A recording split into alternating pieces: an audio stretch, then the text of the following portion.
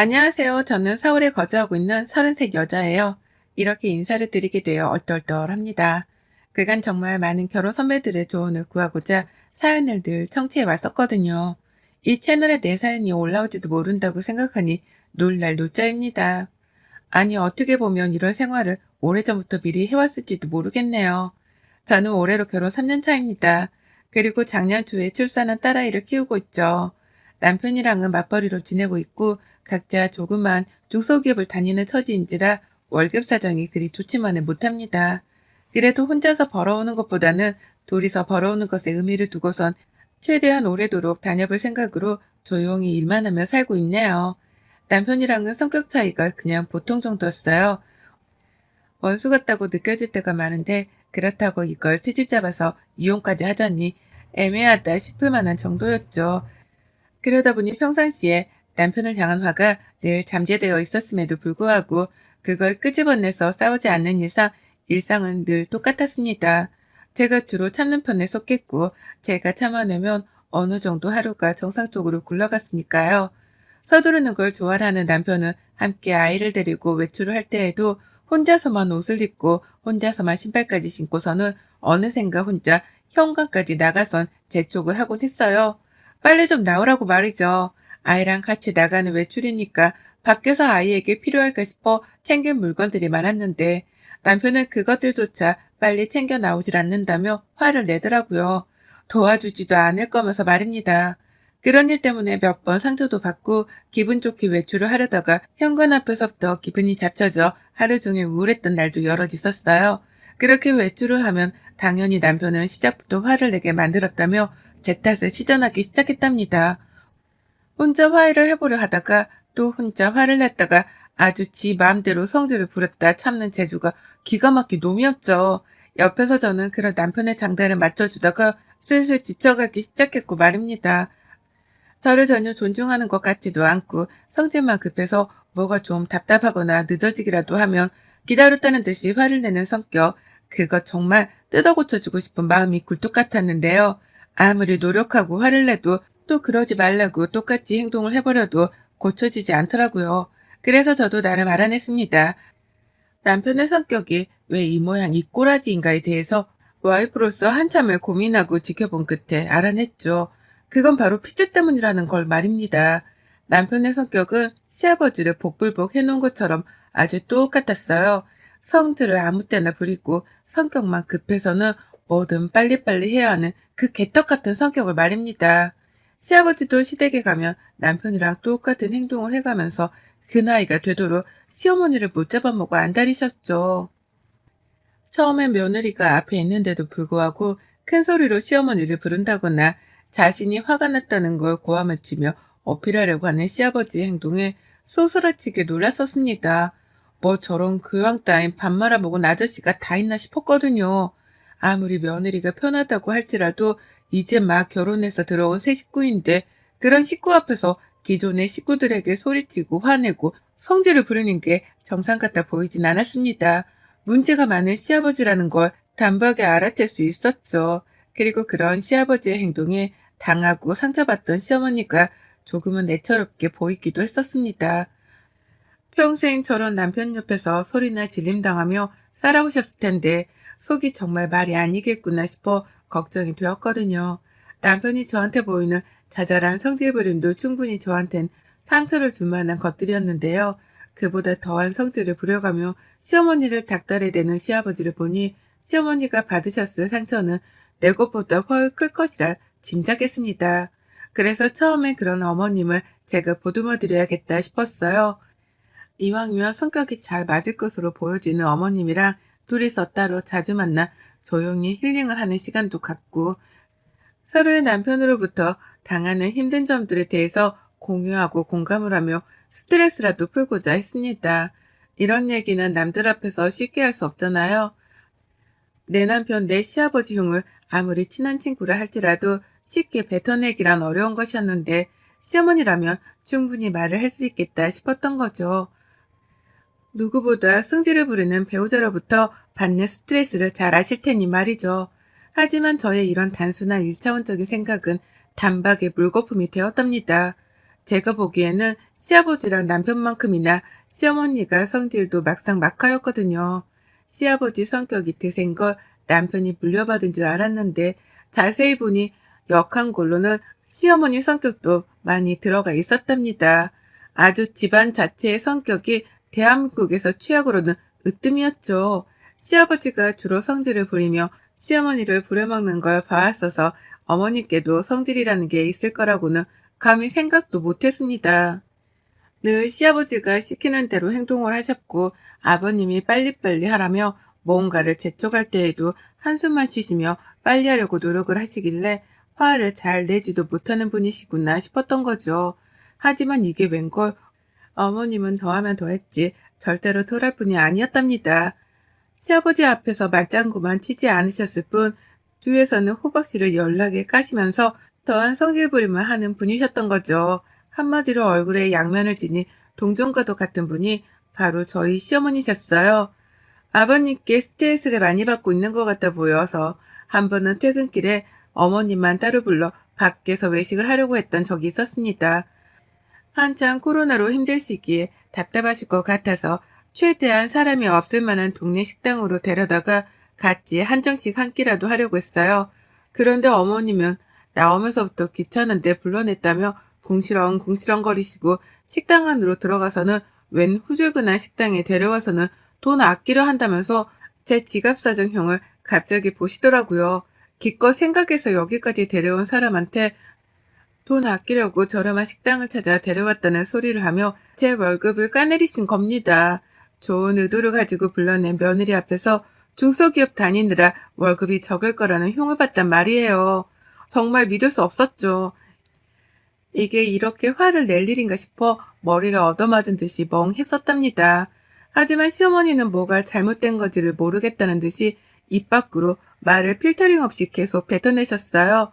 이왕이면 좋은 곳으로 데려가야지 왜 이런 후줄근한 곳에 와서 한 끼를 때울 생각을 하냐면서 그렇게 살면 안 된다. 너 그러다간 나한테서 평생 예쁨 못 받아. 라고 하시는데 소름이 쫙 돋더라고요. 순진하디 순진한 얼굴을 하고서는 이런 말도 하실 줄 아시는 분이구나 싶어 말입니다. 부부는 부창부수라고 하더니만 시어머니도 시아버지랑 다를 바가 없는 분이신지라 여태 함께 살고 계시는구나 라는 걸 새삼 깨우쳤죠. 그때부터 어머님은 제 눈에도 슬슬 달라 보이기 시작하셨어요. 시아버지가 화를 내는 거 듣고 계시긴 하지만 뒤돌아서면 꼭 입을 중얼거리면서 무음으로 쌍욕도 자주 뱉어내셨고요. 빨리 나가자고 재촉을 하는 시아버지를 밖에 세워두고서는 일부러 옷 정리를 한다거나 화장대 정리를 하면서 시아버지를 더 열불나게 만들려는 꼼수도 부리는 걸 포착했었답니다. 시어머니 나름대로 시아버지께 맞대응을 하면서 소소한 복수를 감행하고 계셨던 것이었죠. 자기가 할 수 있는 일을 하면서 말입니다. 그러면서 어머님은 며느리인 저랑도 서서히 가까워졌다고 생각을 하시는지 그런 성격을 저에게까지 서스럼 없이 보이기 시작하셨죠. 특히 제가 아이를 낳고 나서부터는 시아버지랑 두 분이서 저희 아이를 보러 집에 오시며 그 성격을 더욱 쉽사리 표출하셨답니다. 저요? 집에서 저희 아이 앞에서만큼은 부부싸움도 안 하려고 노력하는 사람이에요. 불필요한 남편과의 언쟁 따위도 웬만하면 참다가 안방에 들어가서 자기 전에 조용히 말을 꺼내고 싶어 하는 사람이 저입니다. 애한테 부부가 어른답지 못한 모습을 보이면서 괜한 긴장감을 안겨주고 싶지 않았으니까요. 다행히 이런 점에서는 남편이랑도 뜻이 잘 맞아서 저희 부부는 정말 웬만하면 참다 안방 아래서 소리를 낮추고 부부싸움을 해대는 편이었어요. 그런데 시어머니는 아니셨죠. 시아버지도 아니셨고요. 저희 부부의 교육관이 어떻든 말든 신경도 쓰지 않은 채 집에 왔다가 두 분이서 서로 마음에 안 드는 게 있으면 싸우대셨어요. 먼저 시작은 늘 시아버지가 빨리빨리 행동하라고 말을 하시면서부터였고 그러면 시어머니는 더욱 굼뜨고 말 안 듣는 태도를 취하시면서 시아버지 화를 돋구시고 그러면 또 아버님이 화를 내고 어머님은 더 굼뜨게 행동하며 화를 돋구고 이 반복되는 악순환이 커지다가 결국 두 분이 서로 소리를 지르고 욕을 써가면서 싸움을 키우셨답니다. 그러면 저는 급하게 아이를 데리고서는 방 안으로 들어가고 남편은 두 분을 뜯어 말리다가 두 분 모두 다 집 밖으로 내보내는 극한의 결정을 하곤 했죠. 그래도 저는 다 참을 수 있었어요. 나하고 큰 소리를 내면서 치고받고 싸우는 게 아니니까 최대한 시부모님을 안 보고 살면 그만이었습니다. 최대한 안 보고 살고 곁에 안 두고 사는 게 최선이라 생각을 했죠. 하지만 시부모님이 돌아가고 나면 꼭 남편이 분에 못 이긴다는 듯 짜증을 부리며 화를 내곤 했고 그걸 제가 또 피해봐야 했습니다. 가뜩이나 기분이 나쁜데 남편 때문에 더 나빠졌달까요? 그리고 무엇보다도 시어머니가 정도를 넘어서 제 친정 식구까지 피해를 보게 하며 저는 더 이상 참고만 사는 가만히가 될 수 없었답니다. 제 여동생이 피해를 봤거든요. 열이디 어린 우리 집 순둥이가 말이죠. 저 여동생은 대기업에 다닙니다. 좋은 회사에 다니고 월급도 정말 잘 받아서 저보다 4살이 어리지만 너무나 부러울 정도로 당당하고 잘 사는 아이였어요. 그런 와중에 성격은 또 얼마나 순둥이스럽고 이쁜지요. 저는 어릴 적부터 제 여동생이 내 자식 마냥 챙겨야 할 존재였고 또 제품을 꼭 끼고 다니며 둘도 없이 좋아라 했던 제 절친이었습니다. 그건 여동생도 마찬가지로 생각했고요. 그런 여동생이 얼마 전까지 자취를 하다가 아주 잠깐 이틀 동안 저희 집에서 한숙을 하게 되었습니다. 갑작스러운 결정이었지만 어쩔 수 없었어요. 여동생네 자취방에 위층에서 아래로 물이 새는 바람에 집을 뜯어고쳐야 했거든요. 호텔이라도 잡아서 들어가야 할 것 같다는 애를 그냥 보낼 수가 없었습니다. 그래서 당장 저희 집으로 오라고 했고 남편도 그러라고 했어요. 뭐하러 가까이 사는 가족집을 놔두고 호텔에 들어가려 하냐면서 말이죠. 그렇게 여동생은 저희 집에 왔고 저희 부부를 포함해서 여동생까지 다 출퇴근하는 직장이었는지라 낮은 내내 집이 비어있다가 저녁이 되었어야 다 같이 다시 만나곤 했습니다. 아이는 어린이집에 보내놓았고요. 그런데 시어머니가 이 사실을 들으셨나 봐요. 그냥 남편이랑 통화를 하다가 처제가 집에 와 있다는 말을 전해 들으셨던 거죠. 그리고는 시어머니는 이 문제를 가지고선 지나칠 정도로 껄끄러워 하셨습니다. 처제가 한 집에서 지내고 있다는 얘기를 듣고 무슨 더러운 생각을 하셨는지는 모르겠지만 굉장히 민감하게 반응을 하며 제게도 연락을 해오셨어요. 여동생이 집에 와 있는 게 사실이냐고 따져 물으시며 말이죠. 그리고는 사실이다 라고 대답하는 제 말에 마치 시아버지께 날리던 것처럼 무음으로 욕 같은 비슷한 말을 한숨처럼 쉬시더라고요. 정말 깜짝 놀랐습니다. 이게 이렇게 시어머니의 비유를 상하게 할 만한 일인 건가 싶어서 기분이 더러웠거든요. 그렇게 통화를 끊고 나서 하루 종일 일이 손에 잡히지도 않고 마음도 별로고 참 기분이 더러웠는데 집에 갔더니만 시어머니가 집에 와 계시더라고요. 남편은 아이를 데리고 온다고 퇴근이 좀 늦었고 제가 집에 도착했을 때에는 제 여동생이 시어머니랑 단둘이 얘기를 나누는 중이었습니다. 속이 딱 왔죠. 여동생이 무지하게 불편해하고 있다는 걸 말이죠. 얼마나 불편했음 소파에 앉아있는 시어머니를 마주보며 바닥에 앉아서 정체서로 있더라고요. 여동생 표정을 찬찬히 살피다가 바로 시어머니 들으라는 식으로 말을 걸었습니다. 너 그러고 뭐하고 있어? 바닥엔 왜 앉아? 너 혼나고 있었니? 라고요. 딱 꼴이 혼나는 것처럼 보이던 바람에 저도 덩달아 기분이 더러워서 여동생에게 쏘아대듯 물었습니다. 내가 내 여동생을 직접 혼내는 건 괜찮지만 피 한 방울 안 섞인 생판 남인 내 여동생에게 혼을 낸다거나 막말을 퍼붓는 것은 절대로 눈뜨고 못 볼 일이었으니까요. 그러자 여동생은 이 언니의 마음을 충분히 안다는 듯 대답을 했어요. 아, 내가 여기 오면 안 되는 거였는데 라고 말이죠. 순간 피가 거꾸로 솟더라고요. 시어머니가 여동생한테 집에 온 걸 문제 삼은 게 분명해 보였으니까요. 설마 내 여동생한테 집으로 돌아가란 개소리를 씹으렸나 싶어서 눈깔이 막 돌아가려는 그참에 시어머니가 또다시 시아버지께 하던 행동을 보이셨습니다. 눈앞에서 대놓고 화를 내거나 목소리를 높이는 건 절대로 아닌데 이 모양으로 소리를 내면서 묵음으로 욕을 내뱉는 그 행동을 저랑 제 여동생 앞에서 보이신 거예요. 기생충이야 뭐야? 라고 하면서 말입니다. 그 순간 기생충이라는 단어를 듣는 그 순간 알 수 없는 분노가 제 온몸을 휘감았습니다. 내 집에 와서 내 자식 앞에서 부부싸움을 하실 때에도 제가 죽자 살자 참아가며 성질을 죽였었는데요. 이번만큼은 이 분노가 참아내지질 않더라고요. 확 열이 한 번 받아서는 머리가 새하얘졌습니다. 그리고 본능적으로 되물었어요. 뭐라고요? 기생충? 라고 말이죠.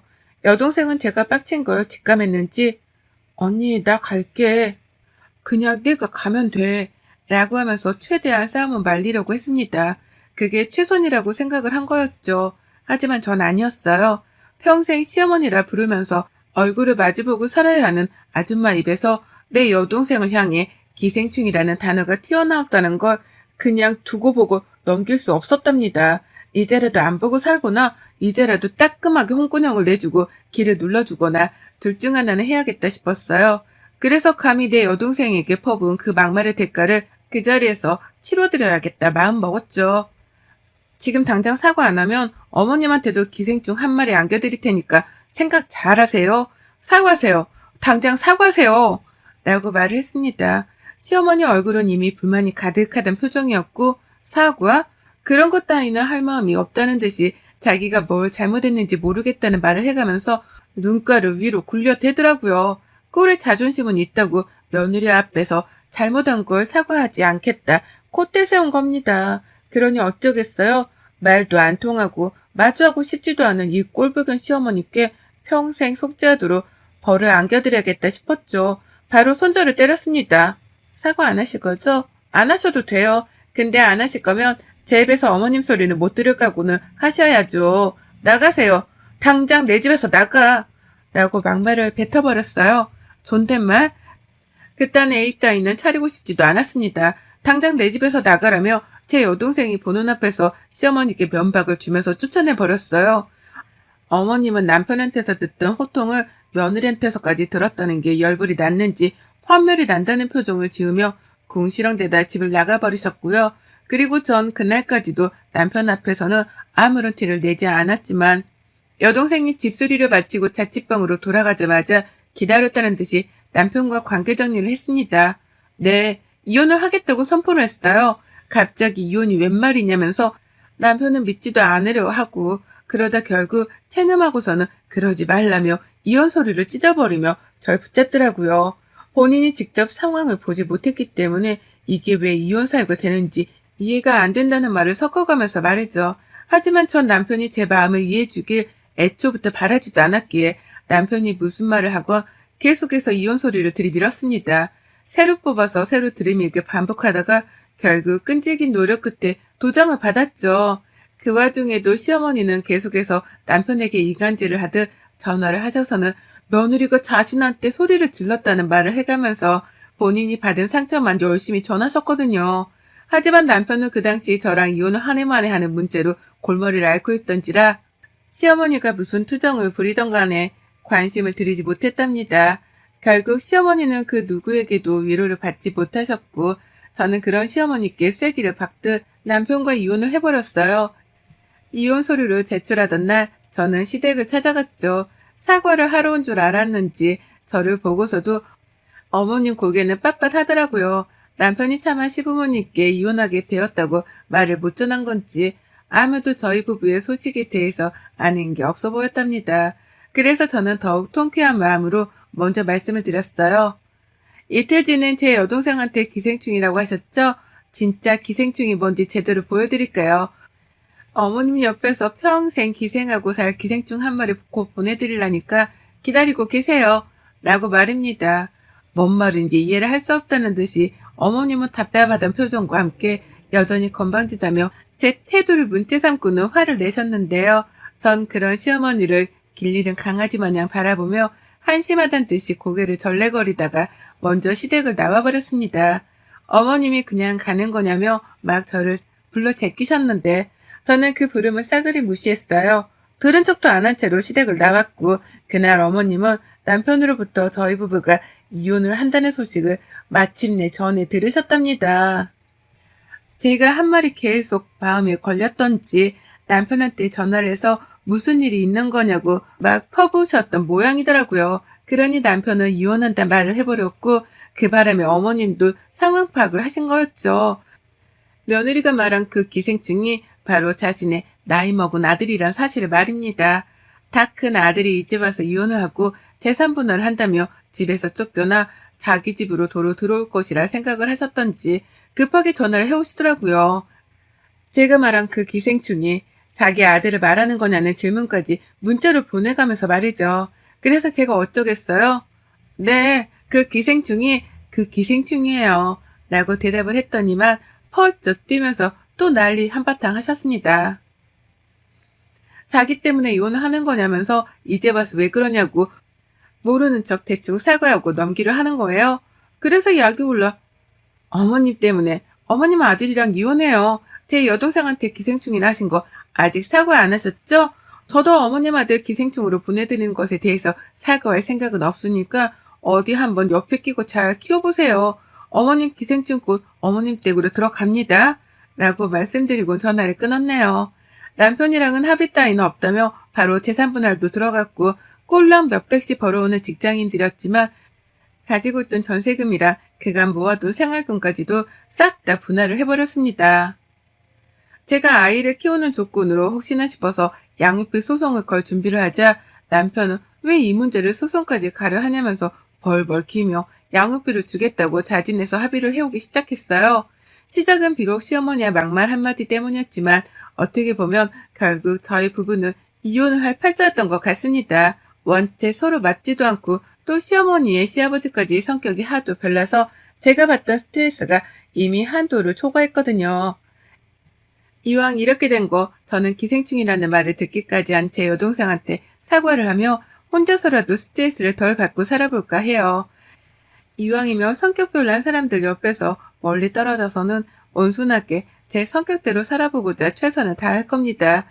그간 정말 드세고 급한 성격의 시대 것들 때문에 별별 눈치를 다 보고 살았는데 이제서야 숨통이 트입니다. 이 시원한 기분을 그대로 사연에 담았는데 구독자님들도 똑같이 느껴주셨으면 좋겠네요. 혼자서 키울 아이를 생각하면 막막하지만 그 어느 때보다 주변 사람들의 응원을 받아가며 힘차게 새 출발을 준비하고 있습니다. 그 기운 담아서 좋은 일만 가득했으면 좋겠어요. 여러분의 생각은 댓글로 남겨주세요. 오늘도 시청해 주셔서 정말 감사합니다.